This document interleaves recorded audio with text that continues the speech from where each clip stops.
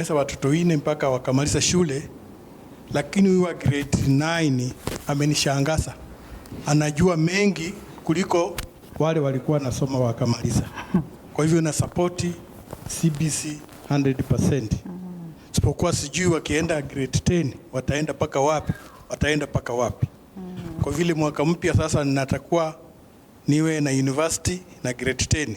Hiyo sasa ni kisungumuti kwangu, mimi nitahangaika nione. Kwa hivyo na support CBC ni mzuri. Kwa sababu mbeleni ikianza ilikuwa ngumu. Vile mama amesema hapa, mayai ilikuwa inaitishwa na nini na nini. Lakini wakati president alichagua kamati ya kwenda kuchunguza na wakakuja na structure mzuri, nimeona tofauti kabisa, kwa sababu mtoto huyu wa 9 anashinda hata yule wale walimaliza form 4. Ni mwerefu. Kwa sababu mimi ni engineer na yeye anasema nataka kuwa engineer. Mimi ni engineer wa kujenga na yeye anasema nataka kuwa engineer wa magari. Kwa hivyo na anafurahia sana. Kwa hivyo na support hiyo ni mzuri. Asante. Asante. We have a lady here. Okay. Mpe kinasa sauti tafadhali. Alafu kuna hoja tu manuyu hapa. Sawa. Yes, good evening. Good evening. My name is Patricia. I am a teacher and also a parent with a grade 7 student. So my opinion today, because I've gotten this great chance to give my opinion in the implementation, it is true. I agree that every curriculum should undergo the important stages, and I concur with what other speakers have said, that the implementation stage of any curriculum faces a lot of challenges, and this is what we are going through as a country. These are teething problems. To me, I say, just as the parent here said, CBC is very good. I have seen also a great difference between my daughter who is in CBC and my son who has undergone the 844 system, because there are a lot of skills they are learning, like knitting, which is very good. But now, the elephant in the house we have as Kenya, it is the issue on teacher training. And I am speaking on our capacity as a teacher. We have, now we are going to receive the grade 10 students next year, but there is no adequate training. We have teachers who have undergone the 844 system, implementing this curriculum. So you realize most of the teachers who went through the 844 system, they don't have the skills. Like if I'm given a student to teach woodwork, what am I going to do? If I'm given a student to teach skills like metalwork, that is something that was not in our curriculum. So that is the elephant in the house, our seniors, that you really need to look at. And I concur with the speaker who spoke and said, we should not start with the textbook. Let us start with the sensitization. Because when I was doing curriculum studies, there's what we call SWOT analysis. And you should go, first of all, look at the situation on the ground, get the views from the people. Like this is a view now I'm presenting to the panelists, that teachers have not been trained in high school. They are not ready to receive the CBC. And that is something that should be added urgently. Okay. Between right now and December, I think is very little time for us to receive the CBE class. So that is a big challenge. That is the big elephant in the house. And I am opposed to top-down kind of implementation of the curriculum. For me, I suggest bottom-up. That is, let us start from the ground. Right. Going up, and this issue of the Wandozi in the offices, they come up with the policies. They bring them down to us without asking us, is it applicable? Okay. So there's that bit that is really lacking, but I say CBE is very good. We need to just streamline. And she got some extra time because she's a teacher. Now that you have the mic, so the mic goes to the next person. Make it very tight. At least 2 minutes each, yeah? Okay, Maybe thank you. less. Less, yeah? Okay. Thank you. I'm John Mtetezi, a parent in waiting, and I've been waiting for this moment. I'm parent in waiting. Yeah, so at least that's why I held the mic and never released it. To start with, I want to say we are not discussing whether the CBE is good or not. Right. We already in it, and we found it. Like he said, although I'll fault him later, that we found ourselves in it. All of us have accepted it's good. But I want to tell you, the challenge is here. To drive with a reverse gear from Mombasa to Nairobi. Because that's what the ministry is doing. It went to Mombasa, and now it wants us to be in Mombasa. It has to come for us with a reverse gear from Nairobi. Because they implemented, implemented, and now they want to ask us, do you feel this is good? Well, they already have implemented it. And I feel, from my own opinion, this is what we call budgeted corruption in it. Because why print books, then come and ask us, are these books good? Because you want now to, they are not good, and you want to print others. So you had already budgeted for that money. It will still cost other money to print other books.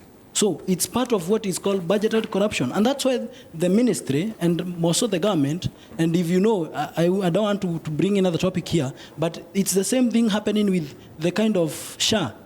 They first implement, then they come to seek your opinion so that they can get another opportunity to create some cash. And I want to request our good readers here, and also our government and the ministry. We are all Kenyans. We are brothers, sisters, and even others are our fathers and others are our mothers. Let us not take advantage of our innocent kids and innocent parents. All right. Let us implement ideas that the parents themselves are proposing to finish with. Next, I thank you because at least for the first time, you did not invite someone from the ministry because they would have just come to tell us. We did. As you can They see, did they're it. not We done. did. They did it. Yes. Yeah, let me now, in fact, I'm supporting you. Because those people, if they came here, they would only have caused embarrassment. Because they don't understand. And I'm not faulting these people, but I'm wondering. We are just posing questions to each other.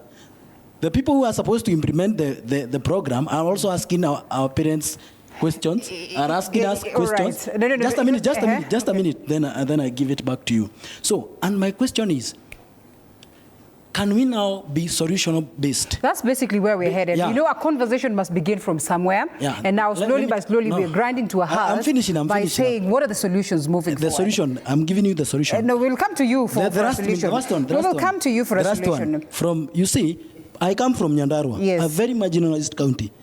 And you see, when the head teacher of Westland was speaking, I felt like he's another world. Because we want to make our children run according to conveniency. You want our kids to do subjects because they are convenient. Because our school doesn't have a computer lab. Now, which classes can we do that are not involving computer lab? And I think that is very valid because it has been raised here. We must tell ourselves and tell the government, now stop asking us questions. Now bring whatever you had planned for to our schools. You have a point. Ando. Okay, thank you. I'm called Billy Odete. Have the mic up. Have the mic, yeah. Yes, whatever I'm seeing here, every person within this studio, I've accepted CBC. Is good. Is good. We have accepted that, but we need your mic up some more. Okay. The only thing that I'm seeing here is communication barrier between the parents, the government, and the teachers. So let us stop beating around the bush. Let us pick whatever is there. If it is funding is not enough, tell the government that this money is not enough for this CBC. If it is not, if it is teachers, we have less teachers. Let us, come as Kenyans, tell the government we have less teachers. Instead of blaming game, we are blaming teachers, we are blaming government, we are blaming parents. This one will not help us. Hii kitu ilishaanza, lazima tuendelee. Hatuwezi toa, ni kitu yenye inaendelea. So because, for example, there was a time I passed through Westland Primary, and I saw a very good structure there going on. So I don't know which criteria did the head teacher from that school use, and the other one, the other school didn't use. This is something that we have to check. As Kenyans, as teachers, as government, we have to look for solutions and communicate to each other for this thing to go on. One critical solution that I want us to establish this evening, at least for now, because we are here, before we continue with this side, is the placement. Because anyway, until any adjustment is made, we are at that space. And therefore, it's critical that this responses are gotten, and especially for parents who, I mean, like, I don't know whether Senior says he managed to literally, select what was supposed to be selected by the child. But we come to you for the placement. Just walk us through the placement, tight but neatly. And then, of course, we come back to them also. I see you have a lot of questions to answer as to Westland's primary, yeah? So, yeah, we start with you. Okay. Placement of learners into grade 9, as per the Ministry of Education guidelines, will be done, will be based on 5 factors. 1, learner's choice. What is that learner does he want to do? Which career path does he want to follow? So learner's choice will be critical. Number 2, merit. That means performance. So that means if a child wants to do science as a pathway, and it means that he must do well in science, in mathematics, in STEM. Maybe you want to follow the STEM as a pathway. Now that is merit. If a child performs maybe poorly in science and mathematics and had selected to do STEM, to be a challenge for that child to be placed for the school that he had selected to do STEM. So merit will be used. Of course, there are things like the psychometric tests that they can be administered, which will bring out the interests and the talents of the child. Equity. I think I've heard somebody talk about the marginalized areas. So regional balancing to ensure fair access for all learners. That will also be used so that learners in all areas will be given a chance to assess the schools that they had selected. And of course, the school capacity. Let's talk about maybe Alliance, Mang, and every child wants to go to Alliance, to Mang, but they cannot hold all the learners in the country. So therefore, I think a point reaches whereby this school says we cannot be able to accommodate any more learners. So I think you realize that at 844, in class 8, there was a lot of competition. Ni out of competition, children candidates were learning hard to qualify for the best schools and so forth. But then when we introduced the CBC, we said that we are going to have equal access to all schools. But I think somebody said the more things change, the more they remain the same. As we talk now, one has spread that ranking is back, competition is back, competition for those slots, because now, we used to group the schools in terms of national schools, extra county schools, county schools, and so forth. So when we introduced the CBC, we said we don't want to categorize our schools in terms of nationals, in terms of county schools. We want to treat the schools equally and create equal access to for runners to schools. But now, I think we have just renamed them because the first category is called C1. C1 is triple pathways. It is offering the STEM, social sciences, sports, and arts. Then there is the C2, which is a double pathway schools, which is offering STEM and either social sciences or sports and arts. But all schools are offering STEM. Then there is double pathway schools, which is a C3 now also. But then there's a C4, which is basically targeting maybe those students who may want to be in day secondary schools. But you see now, parents are also very wise. They know that C1 schools, which are triple pathways, most of them are national schools, and the extra county schools that have got better facilities. So there will be maybe fighting hard to see that children go to C1 schools.